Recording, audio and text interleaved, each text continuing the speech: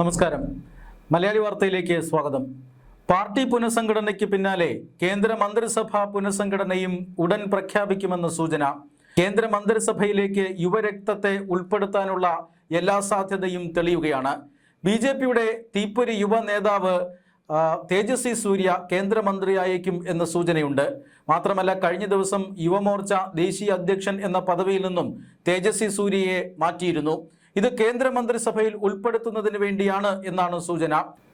BJPയിൽ നിന്നുള്ള തേജസ്വി സൂര്യയ്ക്ക് പുറമെ ആം ആദ്മി പാർട്ടിയുടെ യുവ നേതാവ് രാഘവ് ഛദ്ദ, അതോടൊപ്പം തന്നെ ശിവസേന നേതാവ് ശ്രീകാന്ത് ഷിൻഡെ തുടങ്ങിയ യുവ നേതാക്കൾ കേന്ദ്ര മന്ത്രിസഭയിലേക്ക് എത്തുമെന്നാണ് സൂചന.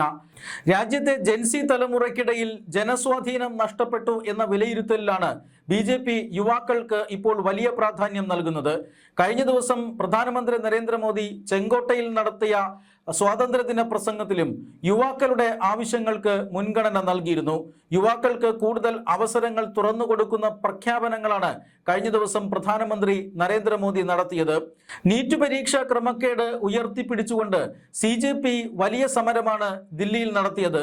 ആ സമരത്തിന് മുന്നിൽ കേന്ദ്ര സർക്കാർ ഏതാനും ദിവസങ്ങൾക്ക് മുമ്പ് മുട്ടുമടക്കിയിരുന്നു. സമരത്തെ അവഗണിക്കുന്ന ഒരു സാഹചര്യമായിരുന്നു ആദ്യം കേന്ദ്ര സർക്കാർ കൈക്കൊണ്ടത്. എന്നാൽ സമരത്തിനോട് പിന്നീട് വലിയ രീതിയിൽ അയവ് കാട്ടുകയും പിന്നീട് സമരക്കാർ ഉന്നയിച്ച എല്ലാ ആവശ്യങ്ങളും അംഗീകരിച്ചു കൊടുക്കുകയും ചെയ്തു. വിദ്യാഭ്യാസ മന്ത്രി ധർമ്മേന്ദ്ര പ്രധാന്റെ രാജിയടക്കം അംഗീകരിച്ചുകൊണ്ടാണ് വിദ്യാർത്ഥി സമരത്തെ കേന്ദ്ര സർക്കാർ ഒത്തുതീർപ്പാക്കിയത്. അതോടുകൂടിയാണ് രാജ്യത്തെ യുവജനങ്ങൾക്കിടയിൽ തങ്ങളുടെ പ്രതീക്ഷായ മങ്ങിവരികയാണെന്നും അവരുടെ പിന്തുണ BJPക്ക് കുറഞ്ഞു വരികയാണെന്നുമുള്ള യാഥാർത്ഥ്യം BJP മനസ്സിലാക്കുന്നത്. അങ്ങനെയുള്ള ഒരു വിലയിരുത്തൽ BJP നടത്തുന്നത്. അതിനുശേഷം BJP യുവാക്കൾക്ക് പ്രാധാന്യം നൽകുന്ന നടപടികളാണ് സ്വീകരിച്ചു വന്നത്. നീറ്റ് പരീക്ഷയിൽ ക്രമക്കേടുകൾ തടയാനായി പാർലമെന്റിൽ കൊണ്ടുവന്ന നിയമ ഭേദഗതി ബില്ല്, ആ ബില്ല് അവതരിപ്പിച്ച് ചർച്ചയിൽ പങ്കെടുത്തതെല്ലാം BJPയുടെ യുവ നേതാക്കന്മാരായിരുന്നു. സുഷമ സ്വരാജിന്റെ മകൾ ഭാസുരി സ്വരാജ്, അതോടൊപ്പം തന്നെ ബംഗളൂരിൽ നിന്നുള്ള MP ആയ തേജസ്വി സൂര്യ തുടങ്ങിയവരാണ് ഈ ബില്ല് അവതരിപ്പിച്ചുകൊണ്ട് സംസാരിച്ചത്. യുവാക്കൾക്ക് കേന്ദ്ര സർക്കാർ കൂടുതൽ പ്രാധാന്യം നൽകാൻ പോകുന്നു എന്നതിൻ്റെ സൂചനയാണത്. മാസങ്ങൾക്ക് മുമ്പ് തന്നെ യുവരക്തത്തെ BJPയിലേക്ക് കൊണ്ടുവരാനും നേതൃത്വത്തിലേക്ക് കൊണ്ടുവരാനുമുള്ള ശ്രമങ്ങൾ BJP തുടങ്ങിയിരുന്നു. അതായത് BJPയുടെ ദേശീയ അധ്യക്ഷനായി തെരഞ്ഞെടുക്കപ്പെട്ട നിതിൻ നബീന് പ്രായം വെറും 45 വയസ്സ് മാത്രമായിരുന്നു.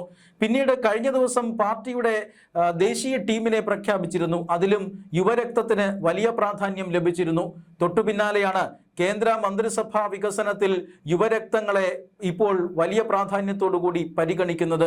തേജസ്വി സൂര്യയെ കേന്ദ്രമന്ത്രിയാക്കുന്നതിന് പിന്നിൽ ഈ തന്ത്രമാണെന്നാണ് സൂചന. മാത്രമല്ല, കഴിഞ്ഞ ഏതാനും ദിവസങ്ങൾക്ക് മുമ്പ് പാർട്ടിക്കും മുന്നണിക്കും വേണ്ടി വലിയ മാറ്റങ്ങൾ അല്ലെങ്കിൽ വലിയ സംഭാവനകൾ നൽകിയ ചില നേതാക്കന്മാരുണ്ട്. അവരെയും ഈ കേന്ദ്ര മന്ത്രിസഭയിലേക്ക് ഉൾപ്പെടുത്തുകയാണ്. രാഘവ് ഛദ്ദ അങ്ങനെയുള്ളവരിൽ ആദ്യത്തെയാളാണ്. ആം ആദ്മി പാർട്ടിയെ പിളർത്തുകയും ആം ആദ്മി പാർട്ടിയുടെ 10 രാജ്യസഭാ MP-മാരിൽ 7 പേരെയും BJP പാളയത്തിൽ എത്തിച്ചത് രാഘവ് ഛദ്ദയായിരുന്നു. മാത്രമല്ല, ശിവസേന ഷിൻഡെ വിഭാഗത്തിലെ നേതാവ് മഹാരാഷ്ട്ര മുഖ്യമന്ത്രി ഏകനാഥ് ഷിൻഡെയുടെ മകൻ ശ്രീകാന്ത് ഷിൻഡെയും ആ ഒരു അക്കൗണ്ടിലാണ് BJPയുടെ കേന്ദ്ര മന്ത്രിസഭയിലേക്ക് വരുന്നത്. അതായത് ഏകനാഥ് ഷിൻഡെ മഹാരാഷ്ട്രയിൽ ഒരു വലിയ പൊളിറ്റിക്കൽ ഓപ്പറേഷനാണ് നടത്തിയത്. ശിവസേന ഉദ്ധവ് വിഭാഗം പാർട്ടി, അതായത് ഇന്ത്യ മുന്നണിയിലുള്ള ശിവസേന ഉദ്ധവ് വിഭാഗത്തിലുള്ള 9 MP-മാരെയാണ് ഷിൻഡെ വിഭാഗത്തിൽ എത്തിച്ചുകൊണ്ട് അവർ NDAയുടെ ഭാഗമാക്കിയത്. പശ്ചിമ ബംഗാളിനും ഉത്തർപ്രദേശിനും വലിയ പ്രാതിനിധ്യം നൽകിക്കൊണ്ടുള്ള മന്ത്രിസഭാ വികസനമായിരിക്കും വരാൻ പോകുന്നത് എന്നും സൂചനയുണ്ട്. പശ്ചിമ ബംഗാളിൽ ഈ അടുത്ത സമയത്ത് ചരിത്ര വിജയമാണ് BJP നേടിയത്. ആദ്യമായിട്ടാണ് പശ്ചിമ ബംഗാളിൽ BJP സർക്കാർ രൂപീകരിക്കുന്നത്. മാത്രമല്ല, വലിയ ഭൂരിപക്ഷത്തിലുള്ള വിജയമാണ് അവർക്ക് നേടാൻ കഴിഞ്ഞത്. മാത്രമല്ല, പ്രതിപക്ഷ കക്ഷിയായ തൃണമൂൽ കോൺഗ്രസിനെ പിളർത്തുകയും ഒട്ടനവധി MP-മാരെയും MLA-മാരെയും BJP പാളയത്തിലേക്ക് എത്തിക്കുകയും ചെയ്തിരുന്നു. അതുകൊണ്ട് തന്നെ ബംഗാളിൽ നിന്നുള്ള നിരവധി നേതാക്കന്മാർക്ക് മന്ത്രിസഭാ പുനഃസംഘടനയിൽ പ്രാതിനിധ്യം ലഭിച്ചേക്കും. ഉത്തർപ്രദേശിൽ തെരഞ്ഞെടുപ്പ് നടക്കാനിരിക്കുകയാണ്. അതുകൊണ്ട് തന്നെ ഉത്തർപ്രദേശ് തെരഞ്ഞെടുപ്പിന് മുന്നോടിയായി അവിടെ നിന്നുള്ള നേതാക്കന്മാർക്കും മന്ത്രിസഭയിൽ സ്ഥാനം നൽകാനാണ് ഇപ്പോൾ സർക്കാർ ആലോചിക്കുന്നത്.